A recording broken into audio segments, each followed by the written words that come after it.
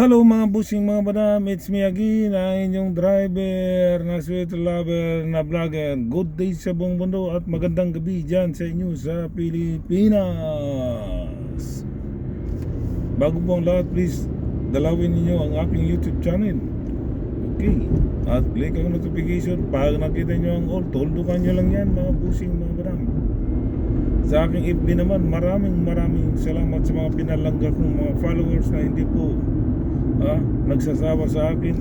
Paulit-ulit ko pong sinasabi sa inyong maraming salamat mga pinalangga kong mga followers. We love you all. Sa mga hindi pa po nag-follow sa akin FB, please follow, like and share. At mag-comment din po kayo mga busing mga madam. Akin pong babasahin at magre-reply po naman ako mga busing mga madam. Okay, ito na naman po ako nagbibigay saya at tali sa kapwa ko mga kaloyalis at supporter PBBM at solid PBBM sa nagmamahal sa ating mahal na Pangulong Bongbong Marcos. Okay, ito po ako ngayon at nagbibigay ng sakit ng ulo at sama ng loob sa mga didilis na kahit hanggang ngayon ay didilis pa rin ang kanilang utak mga busing mga banam. Okay, pag-usapan natin itong si Mima Alicia, ang kapwa nating vlogger na pinatay ng dalawang ginorgor ng dalawang killer at salamat sa Diyos at nahuli ang dalawang ito at nahuli doon sa Pampanga. So unti-unti nang makamit ni Mima Alicia ang kanyang hustisya dahil may isa pa po nating gustong malaman yung sino po yung mastermind o nag-utos sa dalawang itong gurgurin ang ating mahal na vlogger na walang iba kundi si Mima Alicia. Dapat yun po ang ating gustong malaman para tuluyan ng makamit ni Mima Alicia ang kanyang hustisya. Diba mga busing, salamat tayo sa Diyos. At pangalawa, pasalamat tayo sa mga pulis na hindi nagpabaya sa kaso ni Mima Alicia at sa mga NBI din po. Maraming salamat sa inyo.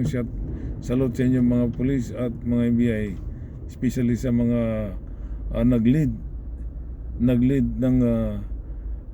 ng grupo ng mga pulis na yan. Kung sino man, shout out sa iyo sir at shout out sa iyo sir at salute sa iyo sir. Okay, maraming salamat po sir.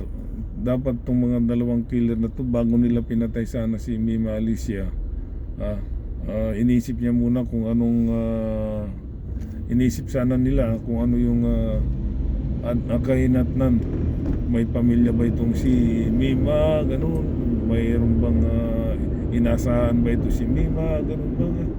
Kasi kawawa yung mga kapatid ni Mima, yung nanay, yung anak niya na 4 years old, kawawa. Kasi siya lang ang inasahan sa lahat eh. Di ba? Breadwinner eh. Itong mga killer na ito dapat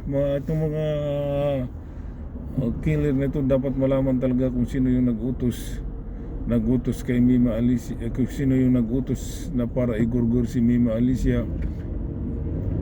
Yung mastermind talaga po para malaman ng taong bayan at makamit na talaga ng gusto ni Mima Alicia ang hustisya para sa kanya at para sa kanyang anak at sa pamilya niya. Diba mga busing mga madam? Kaya magdasal tayo sa Diyos na itong dalawang killer na dalawang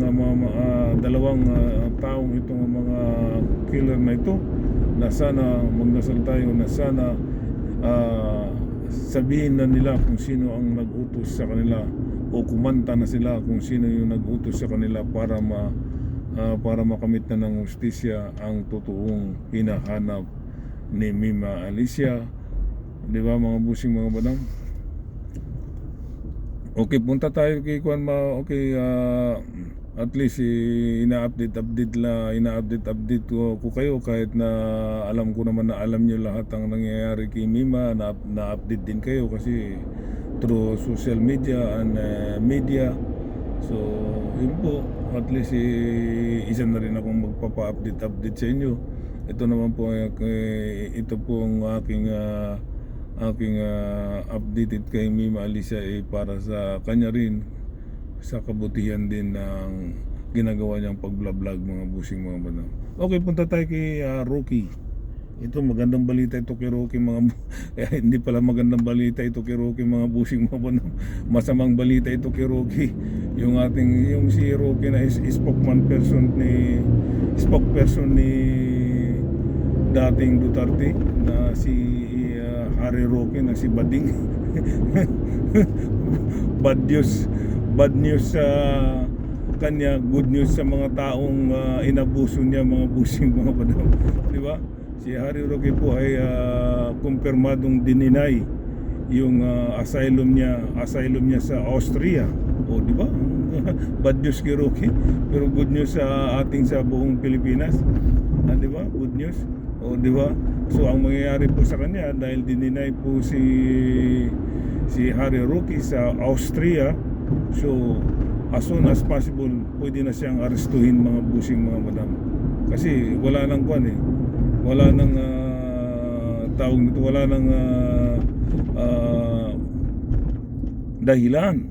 nang dahilan para hindi siya arestuhin.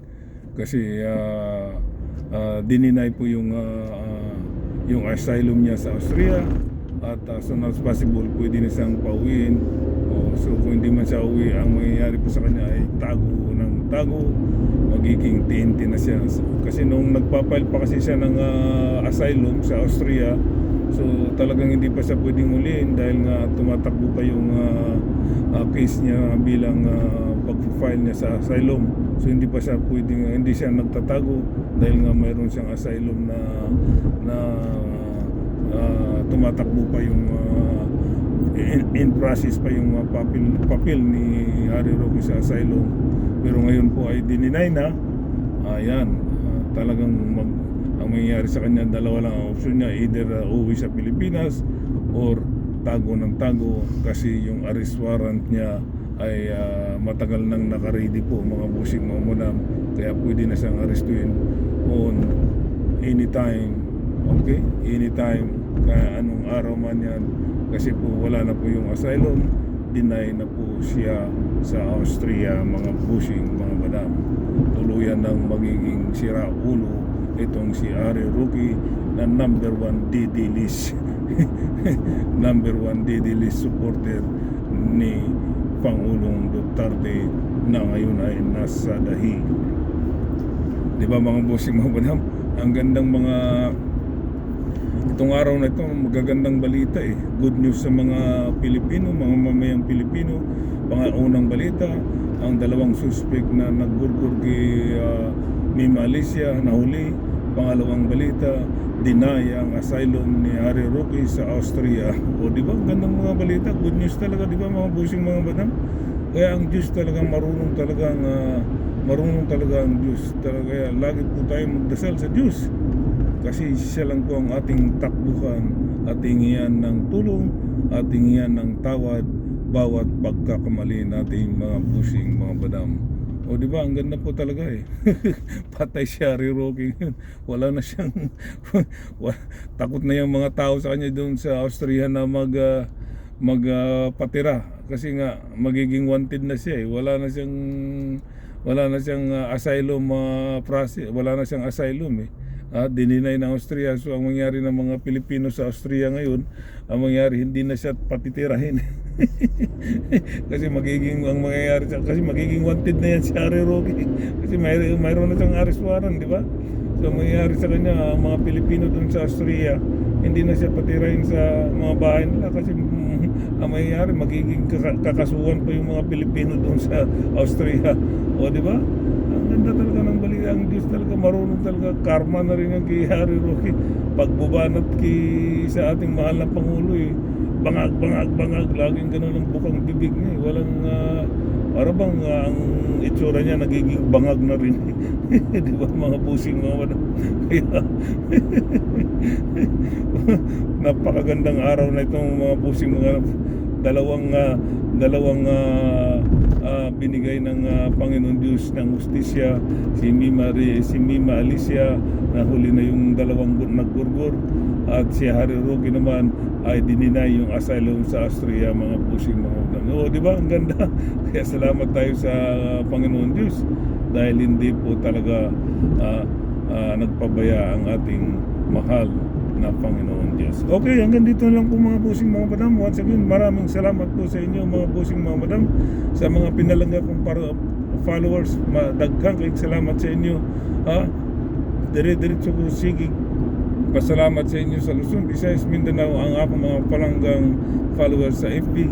Okay, maraming salamat po talaga sa inyong lahat at we love you all. Sa mga hindi pa po nag-follow sa aking FB, please like and share and follow para mag-comment din po kayo para magbasahin ko at mag-reply po naman ako mga busing mga madam. Okay, maraming salamat po sa inyo. Ang kapayapaan nyo dyan sa Pilipinas ay sumasa inyo. Bye-bye! Peace!